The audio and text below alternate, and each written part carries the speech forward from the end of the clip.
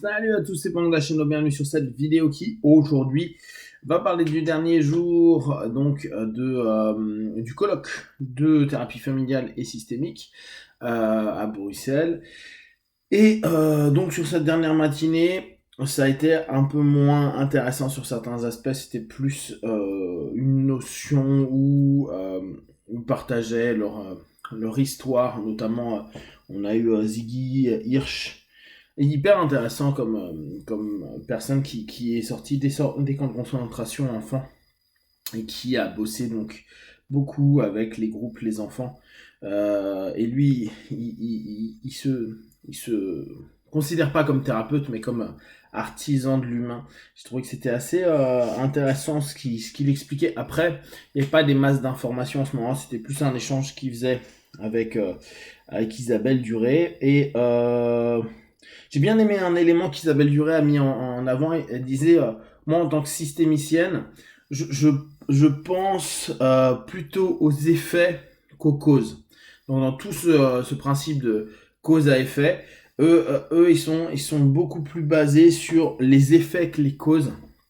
Ce qui là, si on y pense un petit peu, ça change quand même pas mal de notre façon de fonctionner.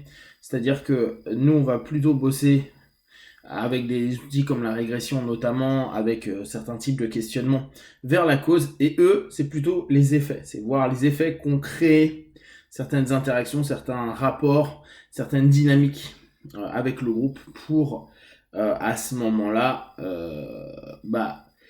créer un pathos, créer une problématique, créer un blocage.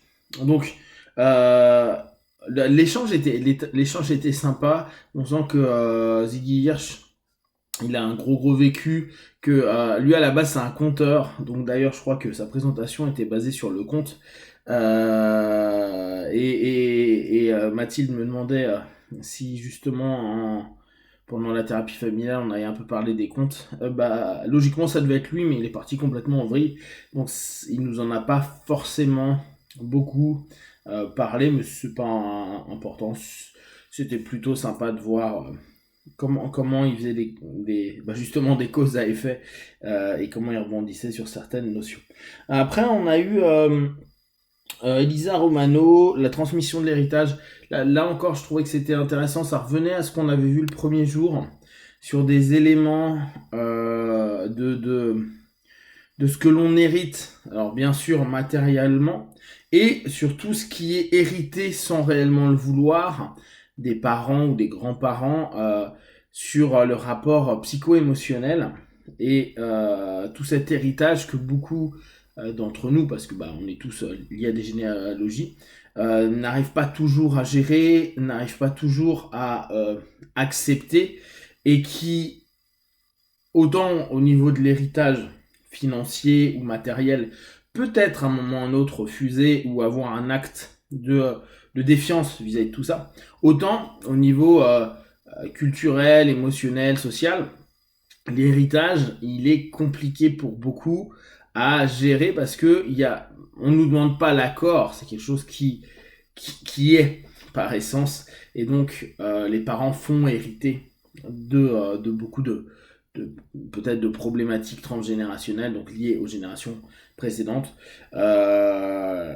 à leurs enfants. Et là, il y a malheureusement pas forcément un accord. Et les gens, ça peut les peser sur les générations d'avant. Elle prenait l'exemple qui était intéressant de trois frères qui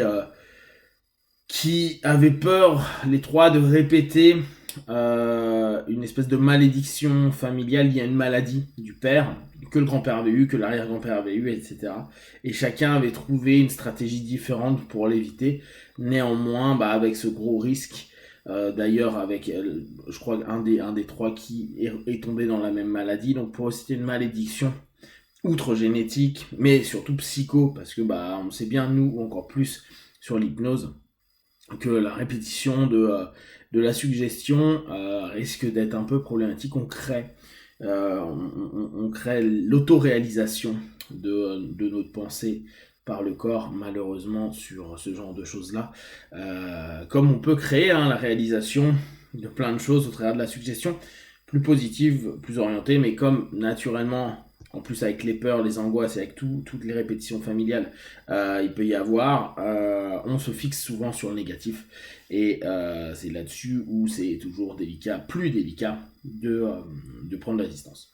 Enfin, on a eu Albert Goldbetter, donc lui c'est un biologiste, biologie de la vie, et il a fait à l'époque des parallèles avec la thérapie familiale. C'était vraiment intéressant ce qu'il disait.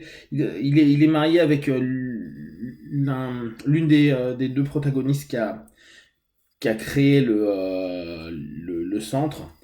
Et Edith, je crois que c'était son prénom. Et c'était vraiment super intéressant les liens qu'il faisait entre la biologie et les rapports de la thérapie familiale, notamment avec un rapport de bifurcation. Donc les éléments qui, à un moment donné, va y avoir un choix, un ensemble d'éléments qui va pouvoir arriver, qui va transformer un équilibre vers un déséquilibre, et inversement, comment recréer au travers de bifurcation un rééquilibre.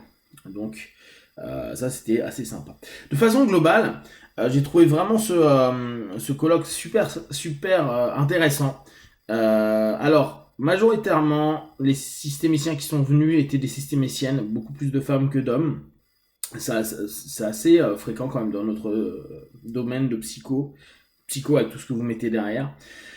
Une bonne énergie entre les intervenants, il y avait vraiment quelque chose de très sympa.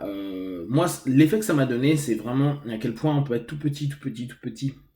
On sent vraiment que ces gars-là, ça fait 50 ans qu'ils cogitent, qu'ils réfléchissent sur le sujet, qui ont déjà développé plein de racines, plein de bébés partout, de leurs idées, de leurs concepts. Ce que j'ai beaucoup aimé, c'est que la plupart des systémiciens viennent, ça c'est très intéressant, sont des éducateurs. Ils ont commencé par être des éducateurs. Parfois plus que des psys, puis après ils sont devenus psys ou se sont spécialisés dans la systémie. Donc il y a un vrai rapport au social, un vrai intérêt à l'humain, un vrai intérêt à l'interaction humaine qui est assez extraordinaire. Moi j'ai vraiment l'impression d'être tout petit dans des milieux comme ça. C'est là où je trouve que ça recadre encore la psycho, à te dire mais laisse tomber, il y a tellement de choses, il y a tellement de gens qui ont bossé que nous, dans notre milieu, on connaît pas, parce que c'est pas notre milieu. Et d'un coup, on se dit, oh, laisse tomber, il y a encore une arborescence de ce côté-là, puis il y en a une là-bas, puis tiens, je vais aller regarder telle autre discipline, il y a une arborescence de ouf. Et ce qui est intéressant, c'est que ça se recoupe, parce que là, la systémie, c'est quand même Bateson, l'école de Palo Alto, donc Vaslavik, etc. C'est quand même là où on se dit, nous on a quelque chose, on a une partie, eux ils ont une autre partie. Pensez bien, dans la thérapie familiale, la notion d'injonction contradictoire vient de Bateson notamment, et a été ultra développée, certainement bien plus que nous dans le conversationnel, dans ce domaine-là de la systémie. Donc, je pense vraiment que c'est un domaine, je passerai pas 4 ans à l'étudier. Pour avoir déjà lu un petit peu des ouvrages dessus, et puis là je pense que je vais m'y relancer. Je pense par contre que c'est quelque chose qui est vraiment intéressant à prendre en compte pour nous en tant qu'hypno, mais là encore en ayant une vision d'hypno, on va dire de psychopraticien individuel. Ça peut vraiment nous apporter beaucoup d'éléments, en tout cas beaucoup de réflexions. Je reviendrai sur cette notion que j'avais particulièrement aimée, sur la systémie, les psychopathologies, les psychotiques.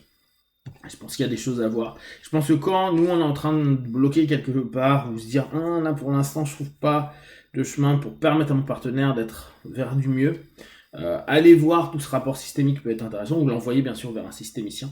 Ça peut être très bien parce que ça donnera un autre regard qu'il n'y a pas forcément dans les autres pratiques de psychothérapie individuelle. Donc vraiment je vous invite à allez, une fois de plus, découvrir partout pour grandir, avancer, évoluer.